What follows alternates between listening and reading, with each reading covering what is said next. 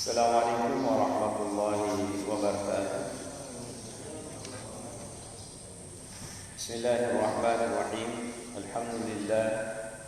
Alhamdulillahi rabbil alamin. Wassalatu wassalamu ala asrafil anbiya'i wal mursalin nabiyina Muhammadin sallallahu alaihi wasallam wa ala alihi wa ashabihi wa man tabi'ahum bi ihsanin ila yaumiddin. Amma ba'd. Jamaah subuh yang dirahmati Allah, mari senantiasa kita bersyukur pada Allah Subhanahu wa taala atas nikmat yang telah Allah limpahkan kepada kita semua, sehingga subuh Jumat ini kita dalam keadaan sehat walafiat dapat melaksanakan ibadah-ibadah baik ibadah mahdhah, terutama salat subuh ini. Semoga amal ibadah kita diterima oleh Allah Subhanahu wa taala. Demikian pula puasa kita, tarawih kita dan lain sebagainya.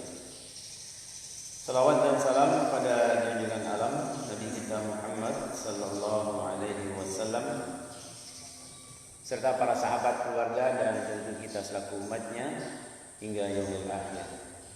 Jemaah rahimakumullah, setelah kita mengetahui fadilah keutamaan memiliki anak keturunan yang saleh dan salehah, setelah kita mengetahui bahwa hidayah ada di sisi Allah Subhanahu wa taala dan semua yang bersifat kudrati yang sudah ditentukan oleh Allah Subhanahu wa taala, maka langkah selanjutnya untuk mendidik dan mendapat anak yang saleh dan salehah perlu dilakukan langkah-langkah praktis, ya, sebagai ikhtiar kita dalam mendidik anak kita. Langkah-langkah yang kami maksudkan di sini, yang pertama adalah jemaah rahimakumullah, agar memulai dari diri sendiri. Ya. Sebagaimana firman Allah yang sering kami sampaikan di pengajian subuh ini, A'udzubillahi minasyaitonir rajim. Ya ayyuhalladzina amanu ku anfusakum wa ahlikum nar. Jadi kita diperintah oleh Allah Subhanahu wa taala kepada orang-orang yang beriman agar menjaga diri kalian dan keluarga kalian dari api neraka, siksanya api neraka. Maka wajib bagi bapak dan ibu selaku orang tua yang merupakan faktor pertama yang mendukung keberhasilan pendidikan anak, kekompakan, ya, keselarasan, seia sekata, ya, antara suami dan istri. Mengapa demikian? Karena memang kedua orang tua itu adalah qudwah, adalah panutan, contoh, dan anak-anak memiliki kecenderungan yang besar untuk mengikuti kedua orang tuanya. Maka ini kita perlu teladan bagi kita. Biasa anak laki-laki kepingin bagaimana dia seperti bapaknya, biasa anak perempuan pun demikian, bagaimana dia melihat keberhasilan ibunya, ingin menjadi ibu yang baik dan seterusnya. Najma rahimakumullah, maka Allah Subhanahu wa taala berfirman, "Walladzina amanu wattaba'uhum dzurriyyatuhum biimanin alhaqna bihim dzurriyyatahum wa ma alatnahum min 'amalihim min syai'." Jadi jelas sekali jemaah rahimakumullah di dalam ayat ini bahwa dan orang-orang yang beriman, ini iman kepada Allah dan Rasulnya beserta anak cucunya, disebutkan di sini anak cucu mereka, akan apa? Mereka mengikuti, yakni dalam keimanan. Jadi anak-anak kita ikut ketika kita beriman dengan baik, insya Allah mereka juga ikut kita beriman. Nah, bagi mereka jemaah rahimahullah, Allah janjikan kepada mereka akan mempertemukan anak cucu mereka itu kelak Ya, kelak di akhirat. Jangan sampai kita terpisah. Apa yang menyebabkan terpisah ini? Karena qudwah yang tidak baik, contoh yang tidak baik. Maka ketika mereka beriman dengan sebaik-baiknya, alhaqna, kami kumpulkan mereka. Ya, kami kumpulkan mereka, pertemukan mereka di surganya Allah Subhanahu wa taala, dan kami, kata Allah Subhanahu wa taala dalam firman-Nya, tidak mengurangi sedikit pun pahalanya. Nah, sekarang tinggal pilihan kita, mau sama-sama di surga atau mau sama-sama di neraka Allah Subhanahu wa taala. Tidak juga nanti anak di surga, orang tua di neraka, atau sebaliknya. Tetapi begitu kena iman, takwa kepada Allah Subhanahu wa taala, maka Allah akan pertemukan mereka. Jadi ini sangat penting sekali bagi kedua orang tua. Kemudian yang kedua, jamaah rahimakumullah, ini tidak kalah pentingnya, yaitu seorang laki-laki memilih istri, calon ibu dari anak-anaknya. Harus selektif juga, berusaha dengan sebaik-baiknya. Karena sesungguhnya siapa yang ingin memanen buah yang matang manis, maka hendaklah dia mencari tanah yang subur. Kalau tanahnya kurang subur, ya tentu dicari usaha bagaimana agar subur. Apalagi kita ini pengantin tua, masih melihat istri belum bisa, ya perlu dipupuk terus, ya, perlu diarahkan dengan sebaik-baiknya. Ya, jangan patah arang. Nah, jemaah rahimakumullah, oleh karena itulah di antara hikmah terbesar dari pernikahan itu adalah selain kesiapan kedua orang tua merengkuh bahtera kehidupan rumah tangga, maka sesungguhnya memperoleh anak yang soleh dan solehah juga merupakan ibadah kepada Allah Subhanahu wa taala yang menjadi perbendaharaan kedua orang tuanya. Maka dari itu, jemaah rahimakumullah, Rasulullah sallallahu alaihi wasallam mengingatkan kepada kita, tazawwadul waludal waluda fa inni mukasirun bikumul umam. Jadi Rasulullah SAW menikah dengan wanita yang pengasih, ada asih. Ya, pengasih ini masya Allah kalau sifat ini, arti jangan wanita pemarah. Kalau suami pemarah paling tidak istri demikian. Atau sebaliknya, atau dua-duanya pun lebih bagus. Al-walud yang subur, yang bisa melahirkan anak. Ya kalau belum diberi karunia anak, sabar.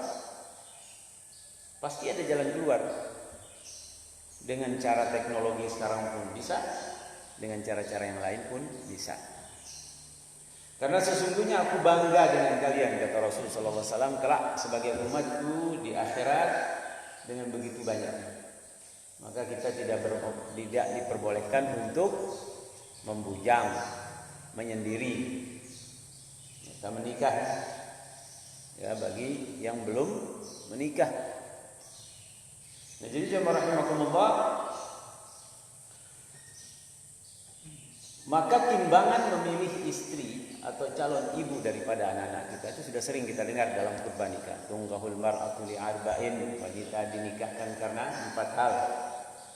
Li jamaliha, wali maliha, wali nasabiha, wali diniha. Fazfar bizatid din taribat yadak. Jadi wanita itu dinikahi karena 4 syarat tadi. Yang ketiga ini syarat dunia, yang satu ini syarat mutlak dunia akhirat. Cantik itu dunia, kaya itu dunia, keturunan itu dunia juga. Tetapi ketiga-tiganya ini kalau dikelola dengan baik hanya akan dimiliki oleh yang memiliki ad-din, agama. Kalau dia beragama akan mengolah kecantikannya, bahwa kecantikannya hanya untuk suaminya. Jangan terbalik nanti berhias di dalam rumah, berhias di luar rumah, di dalam rumah tidak berhias. Cantik untuk orang lain tetapi untuk suami apa adanya. Itu juga tidak boleh. Walimaliha, begitu juga dengan harta. Ya, harta ini penting juga. Tetapi bukan semata-mata itu adalah tujuan hidup. Karena sesungguhnya kadar harta ini, rezeki yang Allah berikan tergantung kemauan, kesungguhan dari suami maupun istri. Nasab pun demikian akan hilang, tumbuh lagi dan seterusnya. Dan fazfar bizatiddin, maka pilihlah yang beragama. Artinya yang kuat agamanya, yang bagus. Nah, kalau nggak bagus gimana? Bina. Kalau memang sudah ada rasa cinta itu kemudian melihat kekurangan itu, berarti kita sebagai calon suami pun siap untuk menerima kekurangan itu sekaligus mengisi kekurangan itu dengan sebaik-baiknya. Ya jangan setelah menikah bilang, wah ini apa, ini tidak beres begini-begini. Emangnya menikah itu kayak kontrak rumah, begitu dilihat bocor Anda jadi, dan seterusnya. Padahal sudah akad. Ini naudzubillah min dzalik. Oleh karena itulah jamaah rahimakumullah, inilah pentingnya untuk kita meneliti dengan sebaik-baiknya. Persyaratan yang kedua, langkah-langkah kita itu adalah mendidiknya dengan baik. Sebelum menikah dilihat dengan baik-baik. Maka itulah pentingnya latar belakang pendidikan, di mana dia hidup, di mana dia dididik, di lingkungan apa dia hidup pun kita juga bisa melihat dengan baik. Maka di zaman dahulu sesuai dengan perintah Allah Subhanahu wa taala adanya khitbah. Khitbah itu melamar. Melamar. Sebenarnya melamar itu bukan berarti jadi seterusnya, tidak. Maka di dalam kitab-kitab fikih ketika membahas tentang melamar, jamaah rahimakumullah, bisa sehari, bisa 2 hari batasnya, bisa sebulan, bisa 2 bulan, bisa setengah tahun, bisa setahun, bisa 2 tahun, bisa 3 tahun, bisa 10 tahun, baru menikah. Nah, tapi gaya anak-anak zaman sekarang, bawa laki-laki ke rumah, ke orang tuanya, Pak, ini calon suami saya. Anak siapa? Oh, pokoknya orang baik, Pak. Ya. Terima aja, Pak, ini sudah saya saling mengenal 10 tahun. Ternyata hanya mengenal luarnya saja. Maka khitbah itu, seorang yang melamar seorang anak itu ditanya langsung. Setelah itu dia teliti tetangganya, teman dia, bergaul, siapa yang, dan lain sebagainya. Begitu banyak pernak-pernik kehidupan itu. Karena apa? Kita menyiapkan masa depan anak kita bukan hanya dunia tetapi di akhirat. Sehingga mereka betul-betul jamaah rahimakumullah siap untuk mengarungi bahtera rumah tangga dengan sebaik-baiknya. Nah, kalau kita tidak tahu jangan menyesal, tidak ada penyesalan. Ya. Perbaiki, terus perbaiki. Kalau memang tidak bisa diperbaiki, jangan asal, oh saya cerai aja dia. Tidak. Itu masih hubungan antara suami istri. Maka apa perintah Allah? Fab'athu hakaman min ahlihi wa hakaman min ahliha in yurida islahan yuwaffiqillahu bainahuma. Jadi jelas sekali jemaah rahimakumullah, diperintahkan oleh Allah Subhanahu wa taala kepada kita. Kalau ada sesuatu yang tidak kamu mau ya darinya, maka setelah kita berdiskusi, suami istri tidak bisa memiliki jalan keluar dan lain sebagainya, panggil orang tuanya laki-laki, panggil orang tuanya perempuan. Diajak berpikir, apa sih jalannya ini? Kok begini? Jangan mengambil kesimpulan sendiri-sendiri. Karena tidak ada satupun orang tua yang mau membela Kalau bukan anaknya, oh anak saya enggak salah, anaknya kamu yang salah. Balik itu juga, oh enggak. Tetapi jemaah rahimakumullah, mendengar dengan baik masalah-masalah tersebut, dipikirkan solusinya apa kira-kira. Ini bisa baik apa enggak atau tidak. Jangan memutuskan sendiri, karena ketika kita berumah tangga, maka kita sudah mengumpulkan dua keluarga besar. Maka kedua-duanya pun harus ikut di dalam hal itu. Maka sebagai rumah tangga ya jangan lepas kendali, atau istilahnya ya sudah, dia sudah menikah, terserah, itu urusan dia, saya tidak mau peduli, mau baik-baik, mau tidak baik terserah, itu pilihan kamu, bukan pilihan bapak, bukan pilihan ibu. Itu juga salah. Karena kita masih hidup di dunia ini, maka mutlak bagi kita untuk memperbaiki satu sama lain. Jadi pada dasarnya di dunia ini tidak ada masalah yang tidak selesai. Tinggal tergantung bagaimana cara kita memperbaikinya, mencari solusi dari masalah-masalah tersebut. Inilah pentingnya mengapa baik suami maupun istri harus betul-betul mempersiapkan diri dengan sebaik-baiknya. Maka orang Sumbawa mengatakan, nikahlah sebelum menikah. Artinya pelajari ilmu nikah itu sebelum menikah, pelajari ilmu berumah tangga sebelum berumah tangga. Ya banyak cara lain yang bisa kita lakukan sebagai bentuk persiapan langkah-langkah kita untuk jamaah rahimakumullah mendapatkan anak keturunan yang soleh dan soleha. Nah ini langkah kedua, insya Allah. Langkah selanjutnya kita akan bahas pada subuh mendatang. Semoga Allah Subhanahu wa Ta'ala selalu memberikan jalan keluar setiap permasalahan yang dialami oleh setiap anak manusia, sehingga mereka bisa hidup dengan enak, dengan baik, dengan tenang dalam iman dan Islam, terhindar dari segala mudarat dan membawa kepada manfaat kehidupan dunia dan akhirat insyaallah.